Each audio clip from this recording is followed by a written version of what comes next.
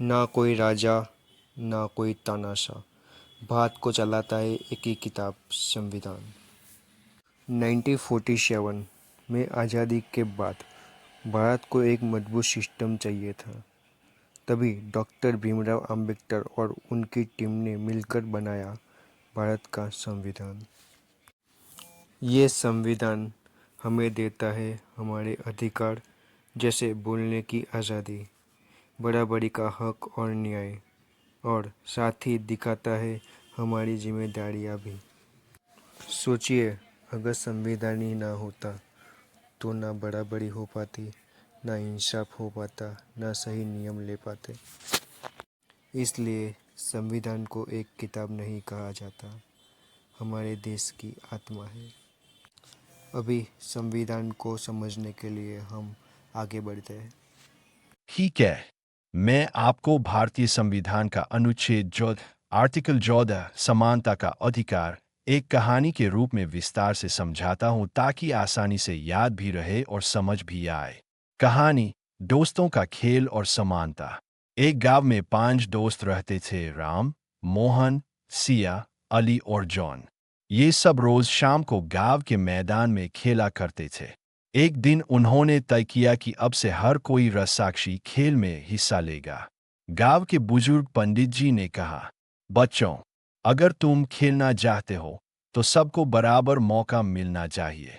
कोई भी बच्चा सिर्फ इसलिए बाहर नहीं होगा कि वह अमीर है, गरीब है, लड़की है, लड़का है या किसी अलग धर्म का है। बच्चों ने पूछा, लेकिन अगर कोई बच्चा बहुत छोटा है और ताकत में कम है, तो क्या वही नियम होंगे?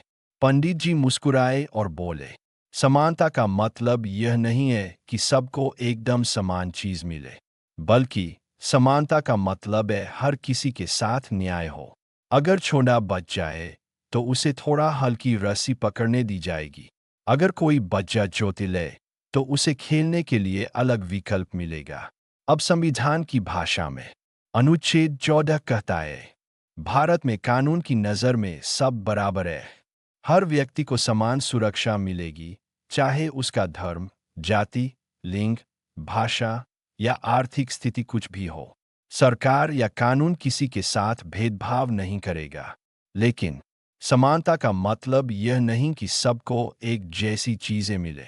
समानता का मतलब है उचित और न्यायपूर्ण व्यवहार, रीजनेबल क्लासिफिकेशन। उदाहरण, अगर सरकार कहे सिर्फ महिलाएं ही मैटरनिटी लीव लेंगी तो यह भेदभाव नहीं है, क्योंकि यह वाजिब वर्गीकरण है।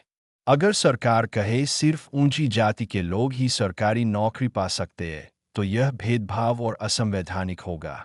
सार, अनुच्छेद 14 हमें यह सिखाता है, सबको बराबरी का दर्जा, किसी के साथ अन्याय नहीं, हर इंसान की स्थिति देखकर उचित न्याय।